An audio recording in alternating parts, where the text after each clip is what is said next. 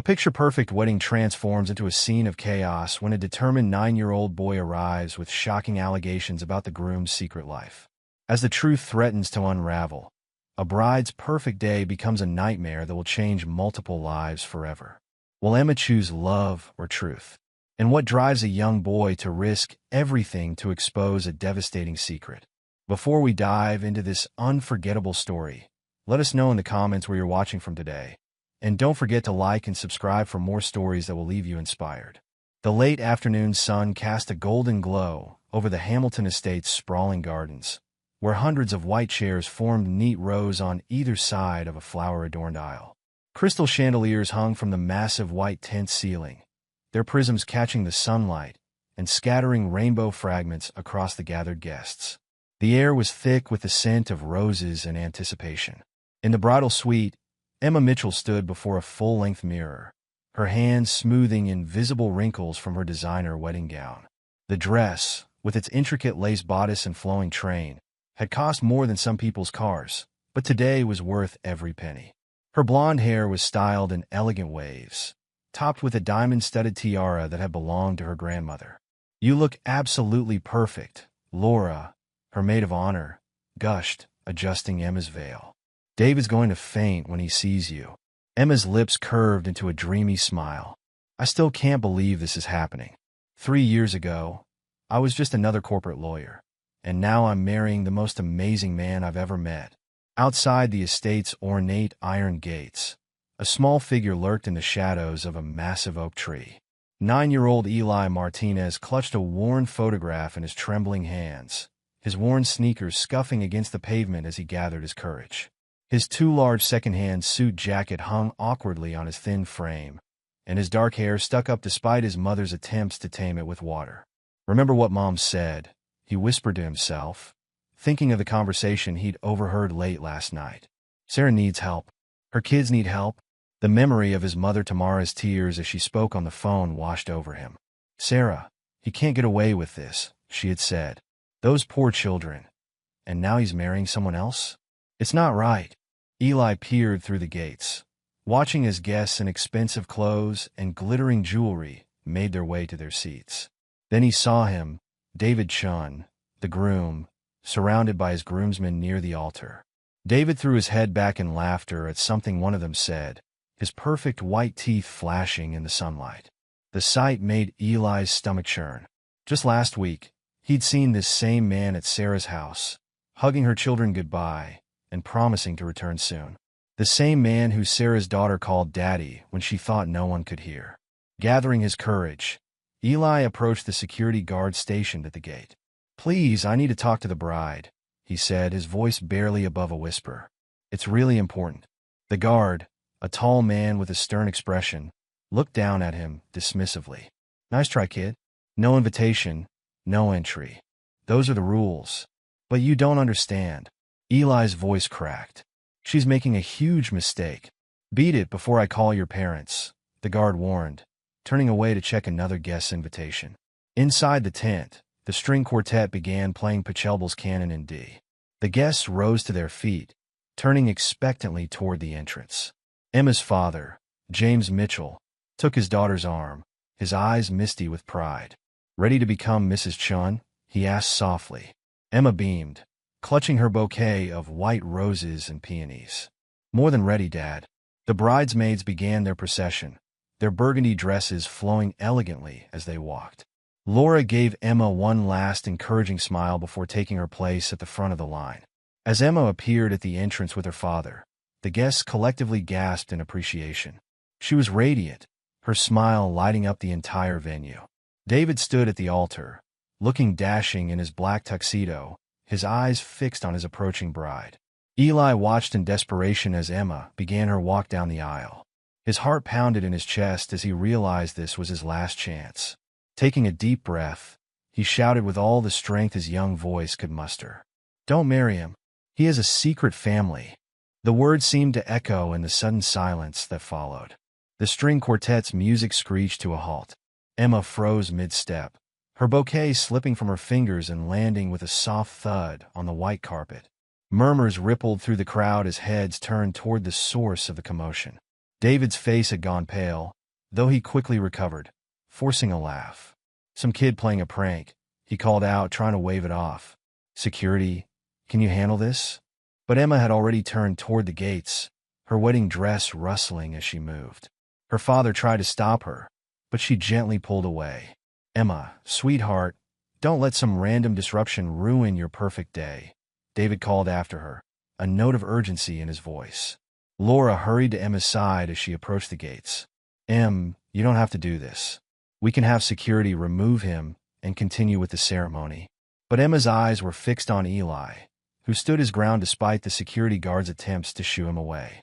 There was something in the boy's expression, a mixture of determination and fear, that made her pause.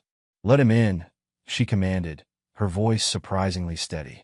Mrs. Mitchell-to-be, I don't think that's a good idea, the guard protested.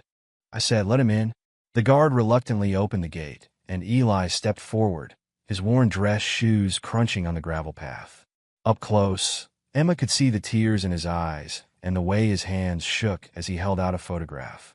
Please, he said softly, you need to see this. Emma took the photograph, Laura peering over her shoulder. The image was slightly crumpled but clear. David, wearing the same distinctive blue tie he'd worn to their engagement party, stood with his arm around a beautiful dark-haired woman. Two children, a boy and a girl, stood in front of them, all smiles. On David's wrist was the silver bracelet Emma had given him for their first anniversary, the one he'd claimed to have lost months ago. The color drained from Emma's face as she studied the details. The photo couldn't be more than a few months old, judging by David's haircut and the children's summer clothes. That's Sarah, Eli explained, his voice stronger now. She's my mom's friend. Those are her kids, and that's their dad. He pointed at David, who had now approached the group, his expression thunderous. Emma, you can't seriously be listening to this nonsense, David said, reaching for the photograph. This is ridiculous. It's probably photoshopped, some sick joke someone's playing. But Emma pulled the photo away from his grasp, her eyes fixed on the bracelet in the image. The bracelet, David, she said quietly. The one you said you lost at the gym 6 months ago. The one I had engraved with our anniversary date. David's face hardened. This is absurd. You're going to let some random kid ruin our wedding day? He's obviously been put up to this by someone who wants to hurt us. Is it true? Emma's voice was barely a whisper. Of course not. David exploded, turning on Eli. You little liar. Who put you up to this? Was it my competitor? James from the firm? Who paid you to come here and spread these lies? Eli flinched but stood his ground. Nobody paid me. Sarah's kids call you Daddy. You were at their house last week. You promised Amy you'd come to her dance recital next month. The guests had begun to gather around, their whispers growing louder.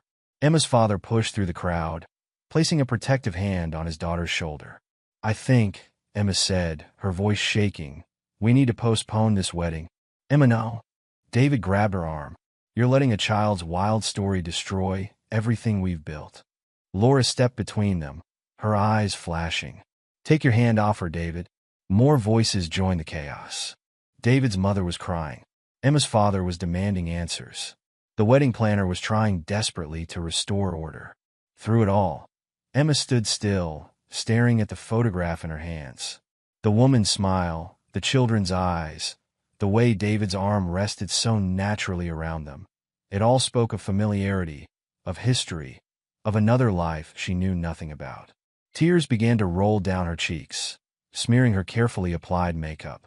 Without a word, she turned and walked back toward the bridal suite, her white dress trailing behind her like a ghost of what might have been. Emma, David called after her. Emma, please. This is insane. But she didn't turn back. Laura hurried after her, shooting a venomous glare at David as she passed. The guests began to whisper more loudly now, some already gathering their belongings. David's best man stood awkwardly at the altar, unsure whether to approach his friend who stood rigid with anger. Security, David snapped, get this kid out of here. And somebody find out who put him up to this. But Eli had already backed away from the gate, his mission accomplished. As he turned to run, he caught a final glimpse of Emma through the bridal suite window. She had removed her veil and was sitting with her head in her hands, her shoulders shaking with sobs. I'm sorry, he whispered, though she couldn't hear him. But you needed to know. As the sun began to set over the Hamilton estate, the perfect wedding dissolved into chaos. Guests huddled in groups, sharing theories and expressing shock. The catering staff stood uncertainly near their untouched dishes. The wedding cake, a towering masterpiece of white fondant and sugar flowers, remained uncut. And in the bridal suite, surrounded by scattered rose petals and the remnants of her dreams, Emma Mitchell held a crumpled photograph that had shattered her perfect day and possibly saved her from an even greater heartbreak to come. In the elegant bridal suite of Hamilton Estate, Emma Mitchell sat motionless before the ornate vanity mirror, still wearing her wedding dress. The photograph lay before her like a bomb that had detonated in slow motion, destroying everything she thought she knew about her life. Laura Thompson, her best friend since college, stood behind her, examining the image for the 100th time. "Look at it again," Emma whispered, her mascara leaving dark trails down her cheeks. "Really look at it, Laura. Tell me I'm crazy." Laura picked up the photograph, holding it under the crystal chandelier's light. "The resemblance is striking," she admitted reluctantly. "But Emma, photos can be manipulated.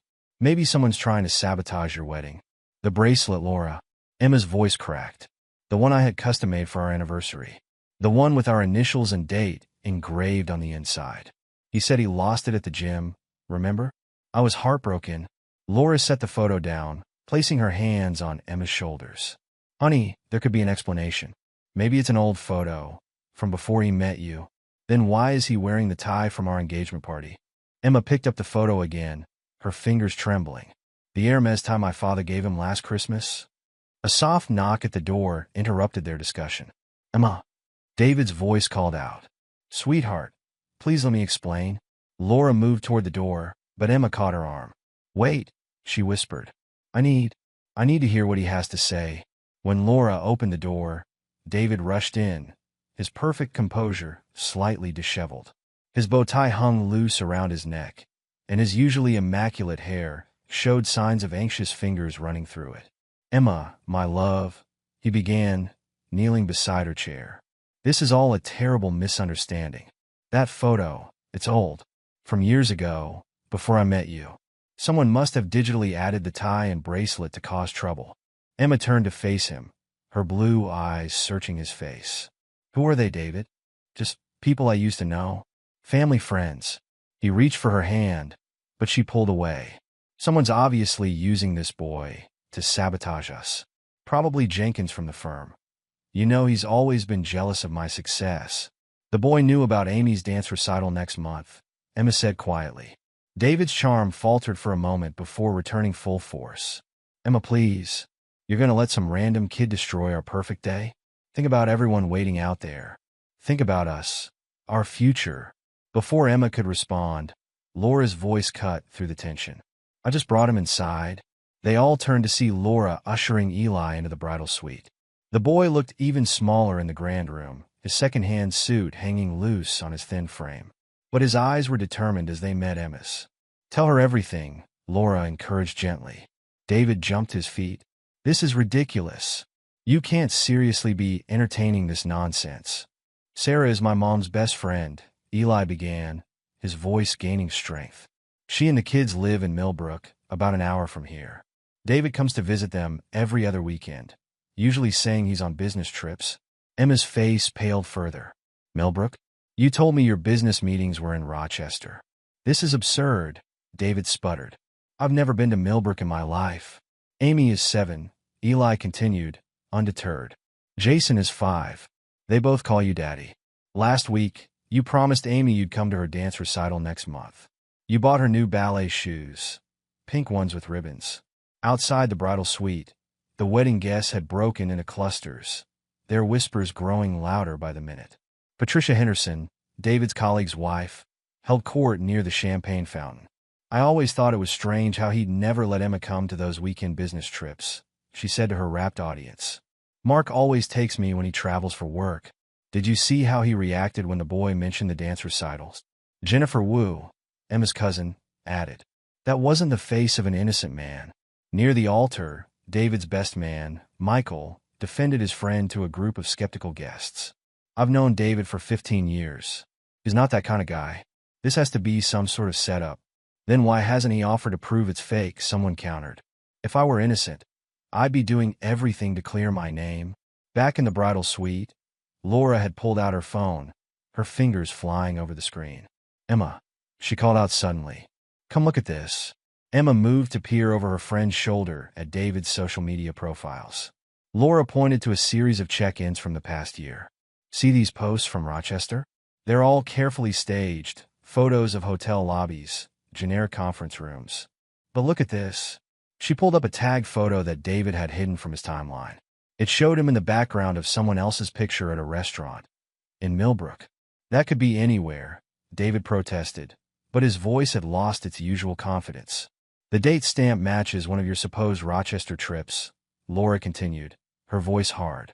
And look at these hidden accounts I found. Different names, but all with the same profile picture, just blurred enough to be deniable. Emma stood abruptly, her wedding dress rustling. I think we need to talk, David. In the lounge. Now. The estate's private lounge was a masculine space of leather chairs and dark wood paneling. Emma stood by the fireplace, the photograph clutched in her hand, while David paced the room. Enough games, she said firmly. Tell me the truth. All of it. The truth is that you're letting a little con artist and some social media coincidences destroy everything we've built. David's charm had vanished entirely now, replaced by barely controlled anger. That brat is obviously working with someone who wants to hurt us. Probably got paid to do this.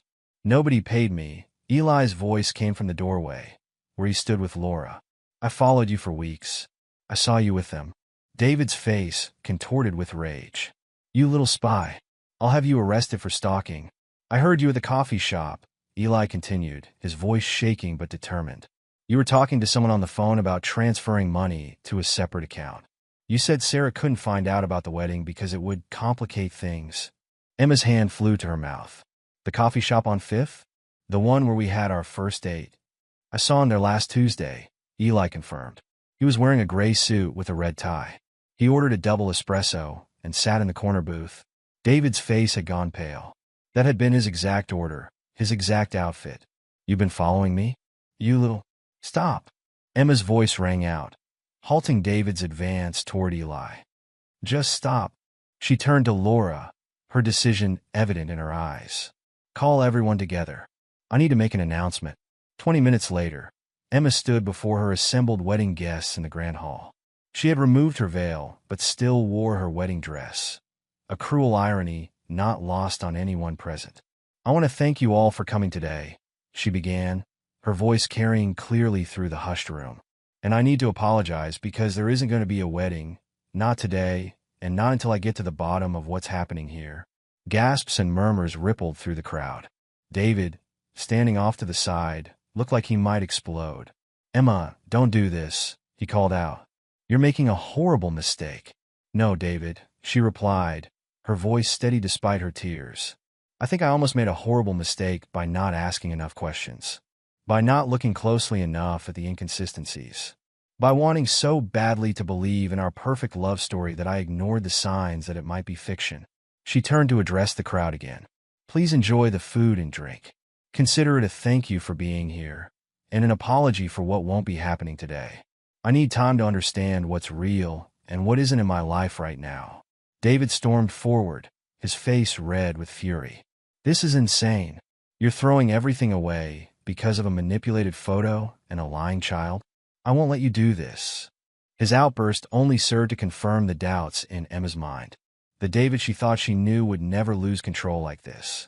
Would never speak with such venom. Would never look at her with such barely disguised contempt. Security, Laura called out calmly. Please escort Mr. Chan from the premises. As two security guards approached, David straightened his jacket, attempting to salvage his dignity. You'll regret this, he said coldly. All of you. Especially you, boy. You have no idea what you've done. Eli stood his ground, even as David brushed past him with a threatening glare. The boy's small hand found Emma's and squeezed it gently. You did the right thing, he whispered. Emma looked down at him, managing a sad smile. I hope so. But either way, I need to know the truth. As David was led away, the gathered crowd buzzed with speculation and shock. Emma's father approached, wrapping his arms around his daughter. "Whatever you need, sweetheart," he said softly. "We're all here for you." Emma nodded, watching as David's figure disappeared through the estate's gates. The sun was setting now, casting long shadows across the perfectly manicured lawn where she should have been having her first dance as a married woman. Instead, she stood in her wedding dress, holding the hand of a 9-year-old boy who had possibly saved her from making the biggest mistake of her life. "Laura," she said quietly, "I need you to help me find out everything you can about David's trips to Millbrook. And Eli, I think you and I need to have a longer conversation about Sarah." The boy nodded solemnly. "I'll tell you everything I know." As the evening light faded, the wedding guests gradually dispersed, leaving behind empty champagne glasses and whispered theories about what had really happened at the Hamilton estate that day. The wedding cake remained uncut, the dance floor unused, the carefully planned celebration transformed into something entirely different. The beginning of a search for truth that would change multiple lives forever. Emma took one last look at the photograph in her hand, at the woman's smile, the children's innocent faces, the damning evidence of David's deception, and knew that postponing the wedding was only the first step. Somewhere out there was another woman, other lives affected by David's lies. And Emma was determined to uncover every last secret, no matter how painful the truth might be. The morning after the wedding that wasn't, Emma sat in her apartment's living room, still trying to process everything that had happened. She traded her wedding dress for comfortable jeans and an oversized sweater, but the weight of yesterday's revelations still hung heavy around her shoulders. Across from her, Eli perched on the edge of her leather couch, his small hands wrapped around a mug of hot chocolate. "Tell me about your family, Eli," Emma said gently. "How did you get involved in all of this?" Eli took a careful sip of his drink before speaking. "Mom works 2 jobs, he said quietly. "She cleans houses during the day and works at the hospital cafeteria at night. We used to have a better place, but after Dad left," he trailed off, staring into his mug. "That must be hard," Emma encouraged softly. "Sarah helps us sometimes," Eli continued. "She gives Mom extra cleaning work when she can. That's how they became friends. Mom was cleaning Sarah's house the day she found out about you." Laura, who had been typing on her laptop nearby, looked up with interest. "What happened that day?" Sarah was crying in her room. Mom found her there, holding her phone.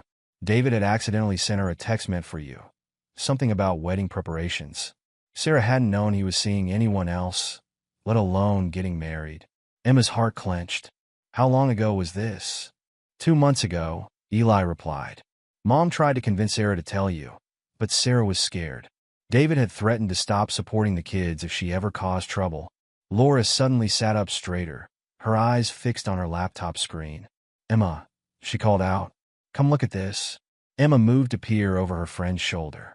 On the screen was a photo from one of David's business associates' social media accounts, dated 6 months ago. It showed David at what appeared to be a business dinner in Millbrook, wearing the same outfit as in the photograph Eli had brought to the wedding. "This can't be a coincidence," Laura said, her voice hard. "The same suit, the same tie, even the same watch. This was taken on one of the weekends he claimed to be in Rochester." Emma's hands trembled as she gripped the back of Laura's chair. "I need to call Marcus." Marcus Green had been the Mitchell family's lawyer for 20 years. Within an hour of Emma's call, he arrived at her apartment, his usual impeccable suit slightly rumpled from rushing over on a Sunday morning. "Emma, my dear," he said, giving her a fatherly hug. "I came as soon as I could. Tell me everything." For the next hour, Emma, Laura, and Eli laid out the whole story. Marcus listened intently, taking careful notes and asking occasional clarifying questions. When they finished, he sat back, his expression grave. "This is serious," he said finally. "If what you're suggesting is true, David could be guilty of fraud, among other things. But we need to proceed carefully. Making accusations without solid evidence could backfire." "What do you suggest?" Emma asked. "First, we need to follow the money. If he's supporting another family, there will be a paper trail. Laura, can you access any of your joint accounts?" Laura was already typing. "Emma's name is on most of them. I'm looking now, wait." Her fingers flew across the keyboard. "Look at these withdrawals. Every other Friday, like clockwork, $5,000 in cash. The dates matched perfectly with his supposed business trips to Rochester. Emma felt sick. That's when he was actually in Millbrook with Sarah and the kids. Marcus nodded grimly. We need to document everything. Emma, I'd like to meet this boy's mother. If she has direct communication with Sarah, that could be crucial evidence. That afternoon, Emma and Laura drove to the modest apartment complex where Eli and his mother lived. The building was clean but worn, paint peeling from the corners, and a broken swing set visible in the small playground area. Tamara Martinez opened the door still wearing her housekeeping uniform, dark circles under her eyes suggesting she'd just returned from a night shift. Despite her obvious exhaustion, her eyes were sharp and alert as she invited them in. I've been waiting for you, she said, leading them to a small but immaculately clean living room. Ever since Eli told me what happened at the wedding. Sarah's been calling all morning, worried sick about what David might do. Can you tell us everything you know? Emma asked. Tamara disappeared into another room and returned with a shoebox full of papers and photos. Sarah's been documenting everything, just in case. She was scared to come forward, but she's been keeping records. She pulled out her phone and showed them a series of text messages from Sarah. There were photos of David with the children at a park, at school events, at birthday parties. Messages from David about money transfers and visits. Plans for family vacations that never happened because he always had an excuse at the last minute. The kids adore him, Tamara explained, her voice soft with sympathy. Especially Amy. She's old enough to remember when he was around more often, before he met you. Jason was too young. He just knows his dad comes to visit sometimes. Eli, who had been quiet until now, spoke up. Tell him about the playground, Mom. Tamara nodded. I was cleaning their house one day when David came to visit. I heard Amy telling him about being bullied at school. He got down on his knees, looked her right in the eyes, and promised he'd always protect her. Called her his special girl. Then the next day, Sarah found out about the wedding plans. Emma pressed her hands to her face, fighting back tears. He told me he didn't want children yet. Said we should wait a few years, focus on our careers first. There's more, Eli said quietly. I followed him sometimes after school. Last week, I heard him talking on the phone outside his office.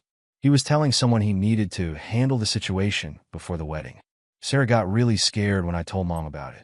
She thought he might be planning to disappear with all the money, leave them with nothing. The room fell silent as the implications sank in. Finally, Laura spoke up. Emma, we need to talk to Sarah directly. But first, I think we should confront David. If we record him, catch him off guard. Emma nodded slowly. I'll call him. Ask him to come over to talk about reconciling. The next evening, Emma's apartment was set up for the confrontation. Laura had hidden a recording device in the bookshelf, and Marcus was waiting in the building's lobby, just in case. Emma had chosen her outfit carefully. The green dress David had always loved, her engagement ring prominently displayed on her finger. When David arrived, he came bearing roses and his most charming smile. Emma, darling, he said, moving to embrace her. I knew you'd come to your senses. Emma stepped back, maintaining her distance. We need to talk, David. About Sarah. The change in his expression was subtle, but unmistakable.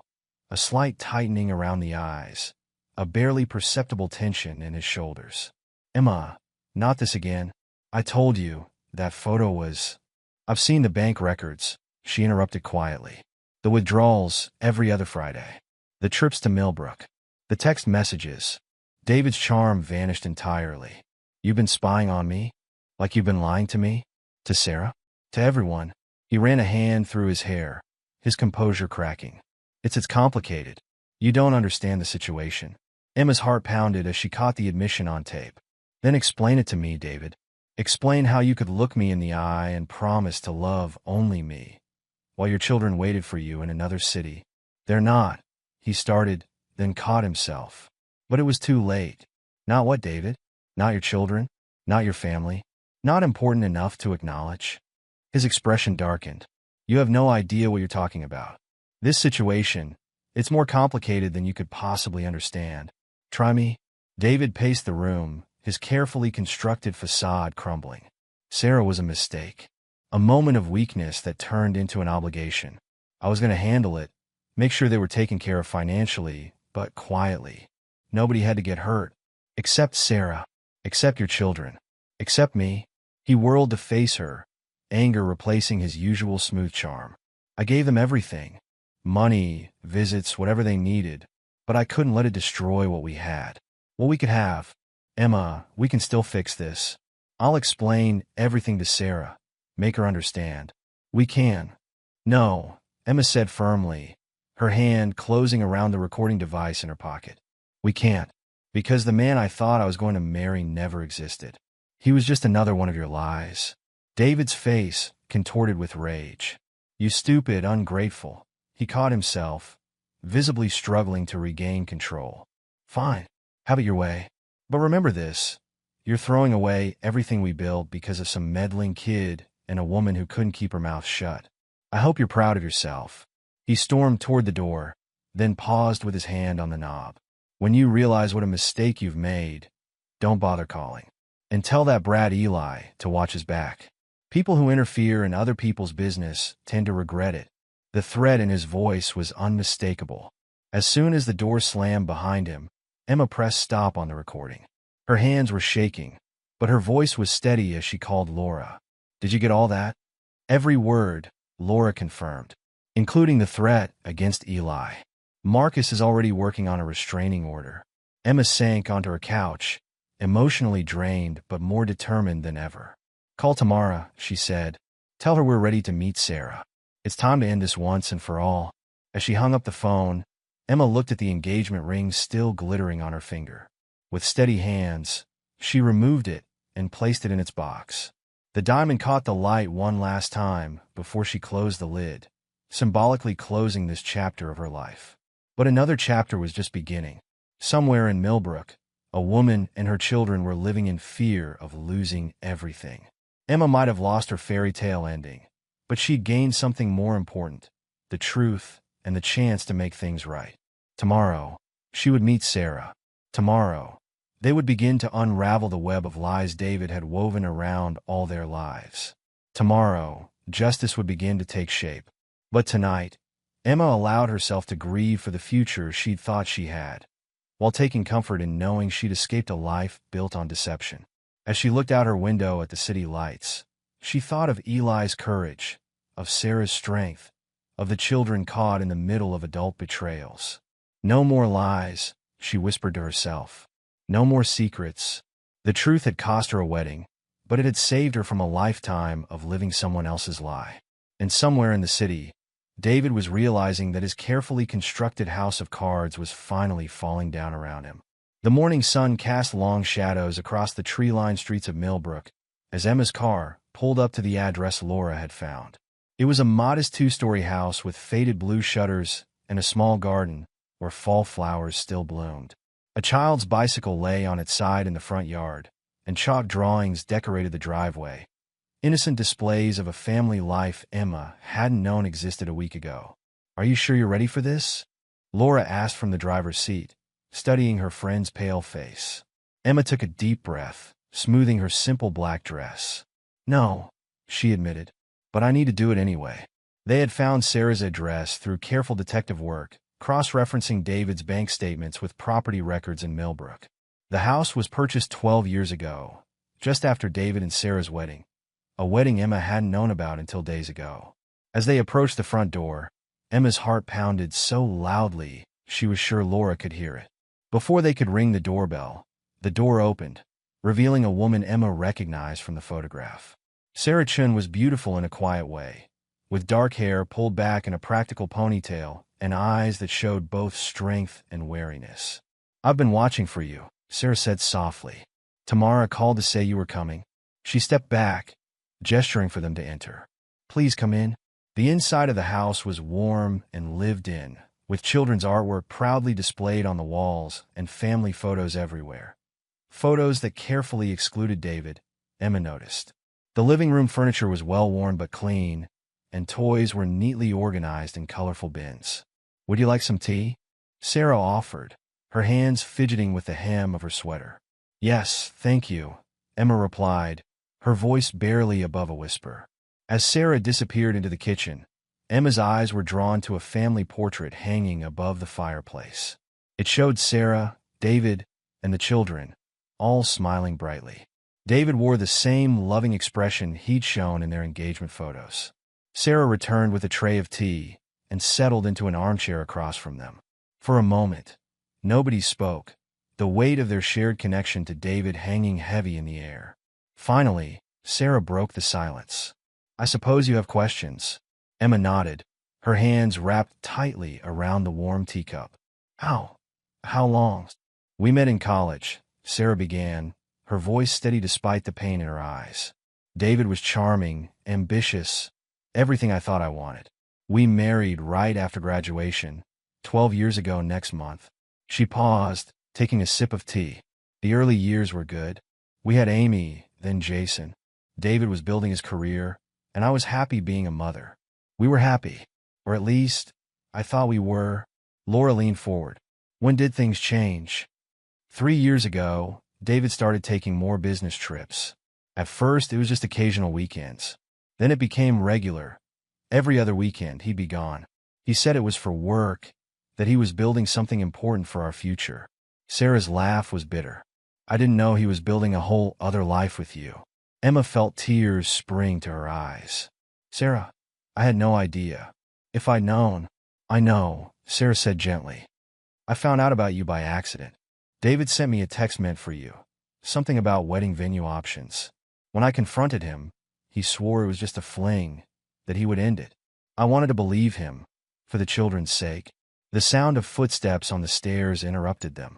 2 children appeared in the doorway. A girl of about 7 in a ballet leotard, and a younger boy clutching a stuffed dinosaur. "Mommy," the girl asked, her eyes fixed on the strangers. "Is Daddy coming today?" Sarah's face crumpled slightly before she composed herself. "No, sweetheart. Daddy's not coming today. This is Emma and Laura. They're here to talk to Mommy about some grown-up things." Amy's face fell. "But he promised to watch me practice my dance routine." "I know, baby. I'm sorry." Jason, the younger child, climbed into his mother's lap. "Daddy always promises things," he said matter-of-factly. "But he doesn't come." Emma felt her heart breaking as she watched Sarah hold her son closer. The children's disappointment was palpable, their trust in their father already eroded by his broken promises.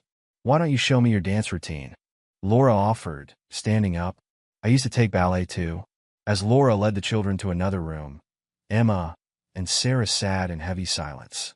"I feel so stupid," Emma finally said. "All those weekends he said he was working. He was here with you and the children. How did I not see it?" Sarah reached across and took Emma's hand. "He's very good at lying. He's had years of practice. But I should have noticed something. The signs were there. The secret phone calls, the unexplained expenses, the way he always changed the subject when I talked about having children. Because he already had children," Sarah finished. Children he was slowly pulling away from, spending less and less time with them, always with excuses about work. Sarah stood and walked to a drawer, pulling out a notebook. "I started keeping track of everything after I found out about you. The dates he visited, the excuses he made, the promises he broke." She handed the notebook to Emma. "At first, he came every weekend. Then it became every other weekend. Then just once a month. Always with the same excuse, building the business, securing our future." Emma flipped through the pages, seeing Sarah's careful documentation of David's declining presence in his children's lives. "When did you realize he was planning to leave?" 2 months ago. I overheard him on the phone with his lawyer, asking about his financial obligations in case of abandonment. He didn't know I was home early that day." Sarah's voice shook slightly. "That's when I started gathering evidence, bank statements, photos, text messages. Everything I could find to prove he couldn't just walk away from his children." "We have evidence too," Emma said, pulling out her phone to play the recording from her confrontation with David. As his voice filled the room, Sarah's face hardened. "A mistake that turned into an obligation." She repeated his words bitterly. 12 years of marriage, 2 beautiful children, just a mistake to him. "We need to stop him," Emma said firmly. "Not just for us, but for Amy and Jason. He can't be allowed to just walk away." Sarah nodded slowly. "What do you suggest?" "We confront him together. Show him all the evidence at once. Make him face what he's done to all of us." A small voice from the doorway made them both turn. "I want to help too." Eli stood there, slightly out of breath as if he'd run all the way from home. Tamara appeared behind him, apologetic. "I'm sorry," she said. "He insisted on coming when he heard you were here. He deserves to pay for hurting you and the kids," Eli said, his young face determined. "I can tell them about following him, about the things I heard him say." Emma looked at the boy who had started all of this, who had been brave enough to speak up when adults had stayed silent. "Are you sure, Eli?" "David, he made threats about you." "I'm not scared of him," Eli declared, though his slight trembling betrayed his bravado. "Sarah and my mom always help each other. Now it's my turn to help." Sarah crossed the room and hugged the boy tightly. "You've already helped more than you know, sweetheart." Laura returned with Amy and Jason, who had warmed up to her during their impromptu dance session. "What's the plan?" she asked, reading the room's energy. Emma straightened her shoulders. "We gather everything. Every photo, every bank statement, every text message. We create a timeline showing both relationships. How he moved between our lives, the lies he told, the promises he broke. I have all his emails about the children's expenses," Sarah added, "and recordings of him promising to keep paying for their activities, their college funds. I have the wedding planning emails," Emma continued, "where he talked about starting a family, about building a future together, all while he had a family here." Laura pulled out her laptop. "I'll create a digital archive of everything. We'll organize it chronologically, show how his lies to both of you overlapped." For the next several hours, they worked together, spreading documents across Sarah's dining room table. Amy and Jason played quietly in the next room, occasionally peeking in at the adults with curious eyes.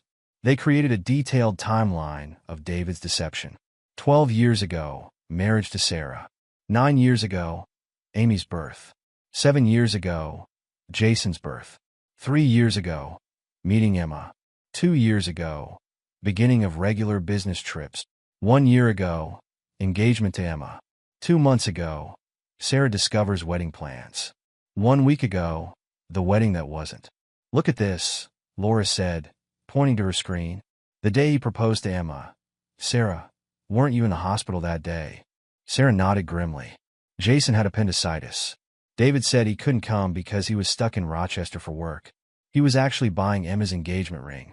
Emma felt sick. He told me he spent the day planning the perfect proposal." "He's been living 2 completely different lives," Laura observed, typing rapidly. "Creating 2 different versions of himself, telling 2 different sets of lies. 3, if you count what he tells his colleagues," Eli added. "At his office, he pretends to be single." They gathered bank statements showing regular withdrawals, photos from both relationships, text messages, emails, and voice recordings. Laura organized everything into a comprehensive digital presentation, while Tamara helped create physical copies of key documents. "We need to be prepared for him to deny everything," Emma said, "to try to charm his way out of it, or to get angry and threatening. That's why we'll have Marcus there," Laura reminded her, referring to Emma's family lawyer. "And we'll record everything." Sarah looked at her children, visible through the doorway as they worked on their homework. "What do we tell them about all of this?" "The truth," Emma said softly, "as gently as possible, but they deserve the truth. They need to know none of this is their fault." As the sun began to set, casting long shadows across their work, they had assembled a damning collection of evidence. Laura had created multiple backups of everything, storing them in secure cloud locations. "Tomorrow," Emma said decisively. "We'll confront him tomorrow." Sarah nodded, gathering her children close as they came to say goodbye to their visitors. Amy tugged at Emma's sleeve before she could leave. "Are you the lady Daddy was going to marry?" she asked innocently. Emma knelt down to the little girl's level. "Yes, sweetie, but I didn't know about you and your mom and brother. If I had, it's okay," Amy said with the simple wisdom of children. "Daddy tells lots of lies, but Mommy says lying is wrong." "Your mommy is right," Emma replied, fighting back tears. "And tomorrow, we're going to make sure your daddy can't lie to anyone anymore." As they left Sarah's house, the weight of what they were about to do settled over them. Tomorrow, they would confront David with the truth of his deceptions. Tomorrow, they would force him to face the consequences of his actions. Tomorrow, they would fight for justice for 2 families he had nearly destroyed. But tonight, they had something equally powerful, the solidarity of women supporting each other, the determination of a young boy who refused to stay silent in the face of wrongdoing, and the strength that comes from finally uncovering the truth, no matter how painful it might be. Emma took one last look at the house as they drove away. In the window, she could see Sarah holding her children, their silhouettes outlined against the warm light inside. Something in her heart shifted, transforming her pain into purpose. This wasn't just about exposing David's lies anymore. It was about protecting those children, about standing up for what was right, about turning betrayal into justice. Tomorrow couldn't come soon enough. The evening sun cast long shadows through Emma's apartment windows as she checked her appearance one last time in the hallway mirror.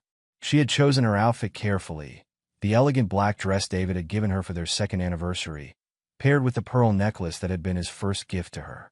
Every detail was calculated to put him at ease, to make him believe this was truly about reconciliation.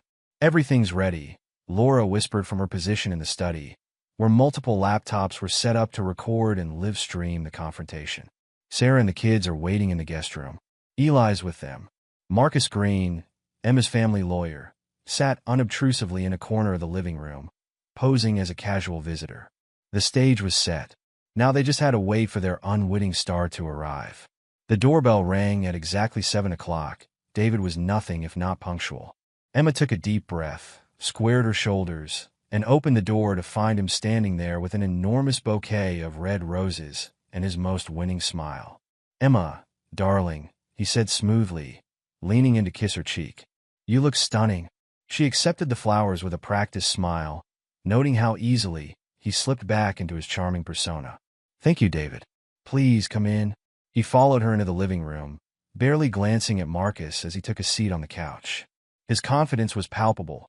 Clearly, he believed his careful manipulations had worked, that Emma had decided to overlook the misunderstanding at their wedding. "Can I get you a drink?" Emma offered, playing her part perfectly. "Scotch, neat," David replied, loosening his tie slightly. "You know, Emma, I can't tell you how happy I am that you're willing to talk. What happened at the wedding? It was all such a terrible mistake." Emma handed him his drink, then sat across from him, her hands folded carefully in her lap. "Yes, let's talk about mistakes, David. Tell me again about that photograph. The one with Sarah and the children." His smile flickered slightly, but held. "Emma, sweetheart, I told you. That was an old photo, doctored to cause trouble. Why dwell on it? We have our whole future ahead of us." "Our future," Emma repeated softly. "Tell me about the future you imagine for us, David. The one where we'd start a family in a few years, once our careers were established." "Exactly," he said eagerly, leaning forward. "We've always been on the same page about that. Building our lives together step by step, the way you build a life with Sarah." David's smile froze. "Emma, tell me about your business trips to Rochester, David. Every other weekend, like clockwork. Except you weren't in Rochester, were you?" "I don't know what you're trying to imply," he said, his voice hardening slightly. "I've already explained." "You explained nothing," Emma interrupted, her calm facade cracking slightly. "You've only told more lies. But today, that ends. Today, you're going to tell the truth." On cue, Sarah emerged from the guest room, her children close behind her. David's face went ashen as he jumped to his feet, spilling his scotch on his expensive suit. "Daddy," Amy cried out, starting forward before Sarah caught her hand. "Sarah," David choked out. What is this?" "This is the truth, David," Sarah said quietly. "The truth you've been running from for 3 years." David's eyes darted between the women, his charm evaporating as he realized the trap he'd walked into. "This is ridiculous. I don't have to stay here for this." "Actually, you do," Marcus spoke up from his corner. "Unless you'd prefer to have this conversation in court." "Daddy, you promised to come to my dance recital," Amy said, her small voice cutting through the tension. "You promised you'd be there this time." David ran a hand through his hair, his composure crumbling. "Amy, sweetie, Daddy's been very busy with work." "Stop lying." Eli's voice rang out as he stepped into the room. "I heard you talking about the wedding when you were supposed to be at Amy's last recital." David's face contorted with rage. "You little spy." You'll what?" Laura emerged from the study with her laptop. "Threaten a child? Go ahead. Our live audience would love to see that." She turned the screen to show him the live stream, where dozens of their wedding guests were already watching and commenting. David's face went from red to white as he saw his colleagues, friends, and family members witnessing his exposure. "You can't do this," he sputtered. "This is private." "Private like your marriage to Sarah?" Emma asked, pulling out a stack of documents. "Private like your children? Private like the thousands of dollars you've been withdrawing to support your double life?" Eli stepped forward, holding up his phone. "Or private like this conversation I recorded outside your office?" He pressed play, and David's voice filled the room. "I'll handle Sarah and the kids after the wedding. Emma has family money. Once we're married, I'll have access to enough to buy their silence. They'll take the money and disappear, trust me." David lunged for the phone, but Marcus was faster, stepping between them. "That would be assault, Mr. Chun. Would you like to add that to the growing list of legal issues you're facing, Daddy?" Jason's small voice quavered. "Why do you want us to disappear?" The look of hurt and confusion on his son's face seemed to hit David harder than any of the evidence. He staggered back, collapsing onto the couch. Emma moved to the sideboard and picked up a box. "These are your things. Everything you left here. Your spare clothes, your toiletries, your keys." She placed it at his feet. "Our engagement is over, David. It was over the moment you decided to live a lie." "Emma, please," he tried one last time. "We can work this out. I'll explain everything, like you explained to me." Sarah stepped forward, her voice trembling with suppressed emotion. "Like you explained to our children every time you missed a birthday, a school play, a family dinner? Do you know what it's like to watch your children wait by the window for hours, hoping their father will keep his promise just once?" The live stream chat was exploding with comments. Laura read a few aloud. "David Chun, you disgust me. Those poor children. I always knew something was off about him." David jumped up again, heading for the door, but Emma's voice stopped him. "Running away again, David? That seems to be your specialty." He turned, his face twisted with fury and humiliation. "You think you've won? You think exposing me like this changes anything?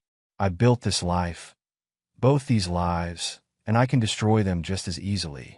"No, you can't," Marcus interjected smoothly. "Not unless you want to face charges of fraud, not to mention the civil suits we'll file. Sarah has documented every promise you made to support the children. Emma has evidence of your financial deceptions. And now, thanks to this live stream, everything is public record." David's shoulders sagged as the full weight of his situation hit him. His carefully constructed world of lies was crumbling, and there was nothing he could do to stop it. "Daddy." Amy tried one more time, taking a step toward him. "Don't you love us anymore?" The question hung in the air like a physical thing. David looked at his daughter, opened his mouth as if to speak, then closed it again. Without another word, he grabbed the box of his belongings and stormed out, slamming the door behind him. The room fell silent except for Amy's quiet sniffles. Sarah gathered her children close, whispering words of comfort as they clung to her. Emma felt a strange mixture of relief and exhaustion wash over her. It was done. The lies were exposed. The truth was out, and David's carefully constructed house of cards had finally fallen. Laura closed her laptop, ending the live stream that had ensured David's deceptions would never remain secret again. "Well," she said with a slight smile, "I don't think he'll be showing his face at the country club anytime soon." Marcus began gathering the documents, his expression satisfied. "I'll file the restraining orders first thing in the morning. For all of you," he added, looking at Eli. "David's threats won't go unaddressed." Eli, who had been unusually quiet, spoke up. "Is it really over?" Emma moved to sit beside him on the couch.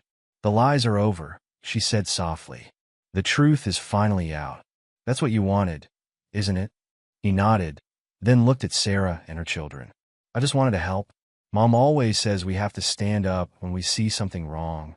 "You did more than help," Sarah said, reaching out to squeeze his hand. "You saved us, all of us, from living with lies." Amy and Jason had calmed down, though they still stayed close to their mother. Amy looked around the room, then at Emma. "Was Daddy going to marry you too?" Emma's heart broke at the innocent question. "Oh, sweetheart," she said, kneeling down to the little girl's level. "Your daddy made a lot of mistakes, but none of them are your fault, or your brother's fault, or your mommy's fault. Sometimes grown-ups do wrong things, and it hurts the people they're supposed to love, like lying, Jason said solemnly. Mommy says lying is always wrong. Your mommy is very wise, Emma agreed, fighting back tears. Laura began clearing away the evidence of their confrontation. The laptops, the documents, the recordings. The sun had set completely now, leaving the room in the soft glow of lamplight. Outside, they could hear the distant sound of traffic, of life going on as normal, even though everything had changed. What happens now? Sarah asked quietly, voicing the question they were all thinking. Now, Marcus said, we make sure David faces the consequences of his actions. We protect your rights and your children's rights. We make sure he can't just walk away from his responsibilities. Emma looked around the room at these people who had become unexpectedly connected through one man's lies. Sarah, strong despite her pain. Amy and Jason, innocent victims of their father's deceptions. Eli, brave beyond his years. Laura, fierce in her loyalty. They had all been hurt by David's actions, but together, they had found the strength to expose the truth. Now, Emma said, we heal. We move forward. We build something honest from all these lies. As if to punctuate her words, a text message buzzed on Laura's phone. It was from one of the wedding guests who had watched the live stream. David just showed up at the club, trying to deny everything. Nobody's buying it. His reputation is finished. They all shared a look of grim satisfaction. David's carefully constructed world of deception had crumbled in a single evening, brought down not by dramatic revelations or legal proceedings, but by the simple power of the truth. Outside, a car door slammed, and they could hear David's expensive sports car roaring away into the night. The sound grew fainter and fainter until it disappeared completely, taking with it the last echoes of his lies. Sarah hugged her children closer. Emma squeezed Eli's shoulder. Laura and Marcus exchanged satisfied nods. In the quiet of the apartment, surrounded by the aftermath of confrontation, they all felt something shift, a weight lifting, a chain breaking, a new chapter beginning. The truth had finally won out, and David's downfall was complete. It hadn't happened the way any of them had expected, but perhaps it had happened exactly the way it needed to, with honesty, courage, and the strength to stand together against deception. As Emma showed her unexpected allies to the door, she paused to look at the roses David had brought, his last attempt at manipulation. Without a word, she gathered them up and dropped them in the trash. She didn't need false flowers anymore. She had something far more valuable now, the truth, and the freedom it brought with it. A month after the confrontation with David, Emma sat in her home office, surrounded by the remnants of her almost wedding. Her engagement ring glinted on her desk. She hadn't decided what to do with it yet. As she scrolled through old photos on her laptop, she could hardly recognize the woman she'd been, so blissfully unaware of the lies that had surrounded her. I almost married him, she whispered to herself, closing the laptop firmly. I almost became part of his web of deception. Her phone buzzed with a text from Sarah. Meeting with the divorce lawyer in an hour. Could use a friendly face. Emma grabbed her keys without hesitation. Over the past month, she'd accompanied Sarah to every legal meeting, watching as her newfound friend bravely faced the dissolution of her 12-year marriage. Today, they were finalizing the terms of child support and custody arrangements. At the lawyer's office, Sarah sat straight-backed and determined as they reviewed the documents. David's offering more than the required minimum for child support, the lawyer explained. He seems eager to settle quickly and quietly. Of course he does, Emma said, squeezing Sarah's hand. He knows his reputation can't take any more hits. After the meeting, over coffee at their now regular cafe, Sarah looked at Emma with tears in her eyes. I don't know how I would have gotten through this without you. You're stronger than you know, Emma replied. I'm just glad I can help undo some of the damage David caused. Later that afternoon, Emma met with her financial advisor. She'd been thinking about this meeting for weeks, ever since she'd visited Eli and Tamara's cramped apartment and seen how they struggled to make ends meet. I want to set up a trust, she explained, to help Tamara Martinez and her son move into better housing, and to ensure Eli can attend a good school. The advisor nodded, making notes. The trust can be structured to cover housing costs, education, and basic living expenses. What about Tamara's employment situation? Emma smiled. I've already handled that part. My father's company is hiring her as an office manager, full benefits, flexible hours, and significantly better pay than her current jobs. That evening, Emma sat at her desk again, but this time surrounded by different papers, business plans, legal documents, and mission statements for her newest venture, the New Beginning Foundation. "It's perfect," Laura said, reviewing the proposal. "A nonprofit focused on helping single parents and children affected by family deception and abandonment. Eli's going to love this." "It's the least I can do," Emma replied. "He saved me from making the biggest mistake of my life.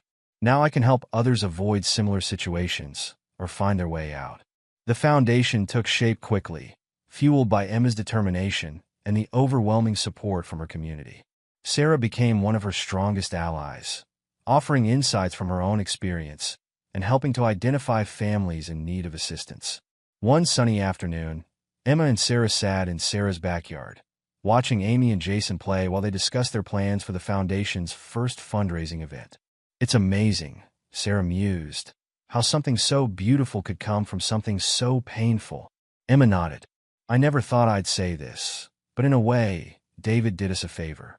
His lies brought us together, and now we're stronger for it." Their conversation was interrupted by the arrival of Eli, coming for his weekly tutoring session with Emma. Since starting at his new school, he'd shown remarkable improvement in his studies, particularly in English and mathematics. "Emma," he called out excitedly, waving a paper, "I got an A on my history test." "That's wonderful." Emma hugged him tightly. "I knew you could do it. You just needed the right opportunities." As they settled into their tutoring routine, Emma marveled at how natural this all felt. Helping Eli with his homework, sharing dinner with Sarah and the children, building something meaningful from the ashes of her failed relationship. The following weekend, Emma hosted a brunch for her former wedding guests, feeling it was time to properly address everything that had happened. The response was overwhelming.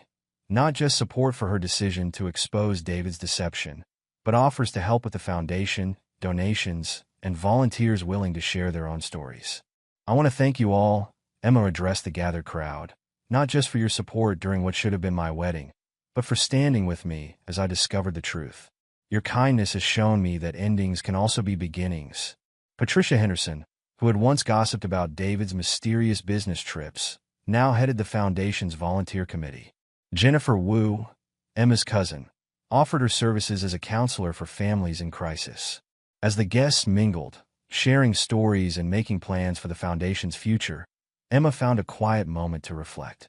The woman who had almost married David Chun seemed like a stranger now. In her place stood someone stronger, wiser, and more purposeful. Her phone buzzed with a message from Marcus. David signed all the papers. "Sarah's divorce is final." Emma smiled, forwarding the message to Sarah. Another chapter closed, another new beginning on the horizon. She looked around at the people gathered in her home. Not wedding guests anymore, but partners in something far more meaningful than a marriage built on lies. Later that night, Emma finally knew what to do with her engagement ring. She sold it, donating the proceeds to the foundation's education fund. The money that had once symbolized a false promise would now help children like Eli achieve their dreams. As she closed her laptop and prepared for bed, Emma caught her reflection in the mirror. The sad, betrayed woman from a month ago was gone. In her place was someone who had transformed pain into purpose, betrayal into blessing, and an ending into a new beginning. Tomorrow would bring new challenges, families to help, programs to develop, lives to change. But for the first time since her almost wedding day, Emma was truly excited about the future. Not the future she'd planned with David, but something far better. A future built on truth, compassion, and the power of turning life's darkest moments into opportunities for light.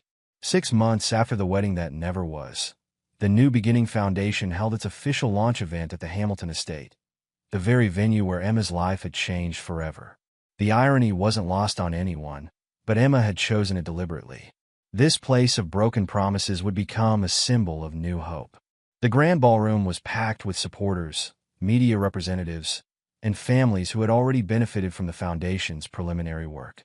On stage, Emma stood at the podium, her confidence evident in her straight posture and clear voice. "Most of you know my story," she began, her words carrying across the hushed room. How a 9-year-old boy's courage saved me from marrying a man living a double life. But today isn't about that story. It's about all the stories that haven't been told yet, about all the families who need someone to stand up for them. In the front row, Eli sat between his mother and Sarah, beaming with pride.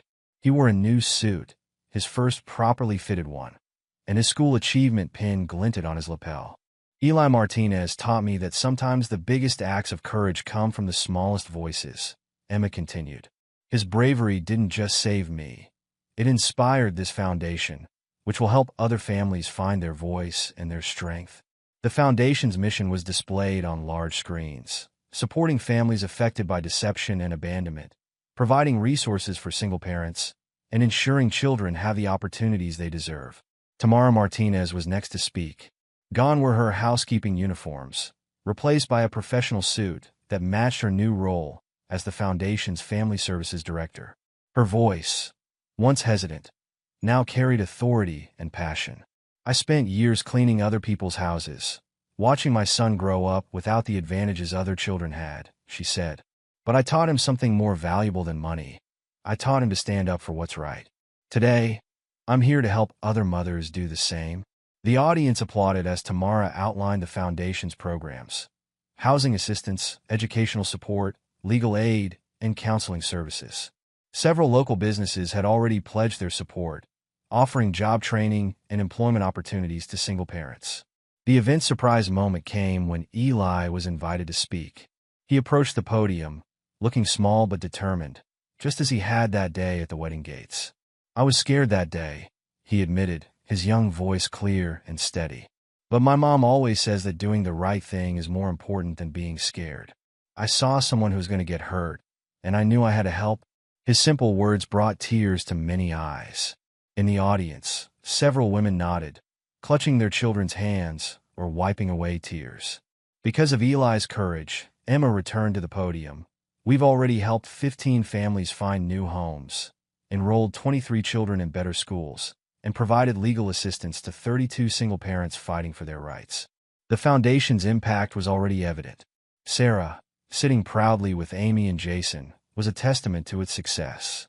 After finalizing her divorce, she had returned to college to finish her degree, supported by the Foundation's education program. Her children were thriving in their new normal, attending therapy sessions that helped them understand their father's absence wasn't their fault. After the formal presentations, during the reception, women began approaching Emma and Tamara, sharing their own stories in hushed voices. My husband has another family in Phoenix, one woman confided. I've been too scared to leave, too worried about supporting my children alone. I suspected something wasn't right, another shared, but I didn't know where to turn for help. Each story strengthened Emma's conviction that the Foundation was needed. She watched as Tamara took down contact information, as Sarah offered comfort and understanding, as Eli showed other children that they weren't alone. The Foundation's impact extended beyond direct assistance. Local media had picked up the story, running features on family deception and the importance of supporting single-parent households. Other organizations began reaching out, wanting to partner with the Foundation or replicate its programs in their own communities. Meanwhile, David Chin's carefully constructed world had crumbled completely.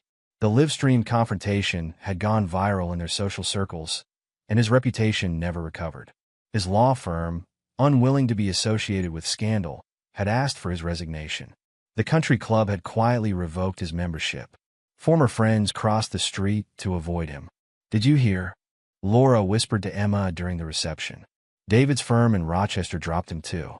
Apparently, they did some digging and found financial irregularities. He's facing an ethics investigation from the Bar Association.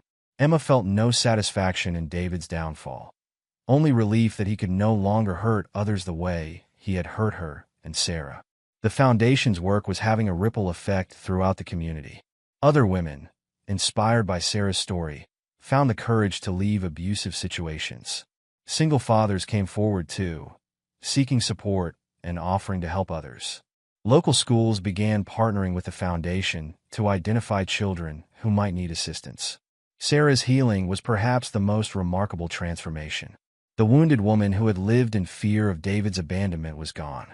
In her place was someone stronger, more confident, focused on building a better future for her children. Amy asked about David today. Sarah confided to Emma during a quiet moment at the reception. But it was different this time. She didn't ask when he was coming back. She asked if she could join the Foundation's mentor program to help other kids like her.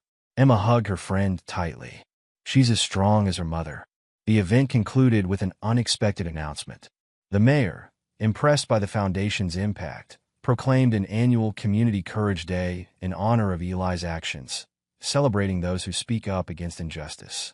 As the guests began to leave, Emma found herself back on the same balcony where she had once planned to take her wedding photos. But instead of a bride in white, she was now a leader in blue, watching as her Foundation's first major event came to a successful close. Eli appeared beside her, still proud in his new suit. "Emma," he asked, "do you think we really helped people today?" She knelt down to his level, just as she had that first day. "We didn't just help people, Eli. We showed them they're not alone. That's the most important help of all." Sarah joined them, her children in tow. Amy was wearing her ballet recital costume. She had performed a short piece during the reception, dedicated to all the kids who need to be brave. Tamara completed their circle, wrapping an arm around her son. "Look at what you started, mi amor," she said softly. "All because you were brave enough to speak up." They stood together on the balcony, watching the sunset paint the sky in shades of hope. Each of them had been wounded by David's deceptions, but together they had built something stronger than his lies. "To new beginnings," Emma said, raising her glass of sparkling cider in a toast. "To courage," added Sarah. "To speaking up," Eli chimed in. "To family," Tamara finished, in all its forms. As their glasses clinked together, Emma realized that this moment, standing with these people who had become her chosen family, was more meaningful than any wedding could have been. They had transformed pain into purpose, betrayal into blessing, and most importantly, they had shown others the way to do the same. The New Beginning Foundation was more than just a nonprofit. It was proof that even the darkest endings could lead to beautiful beginnings, if you were brave enough to take the first step. And thanks to a 9-year-old boy's courage, countless others would now have the support they needed to take that step for themselves. As the last rays of sunlight faded, Emma looked at her unlikely family and smiled. They had done more than survive David's betrayal. They had turned it into a force for good, a beacon of hope for others trapped in similar situations. Together, they had proven that the truth, no matter how painful, could set you free.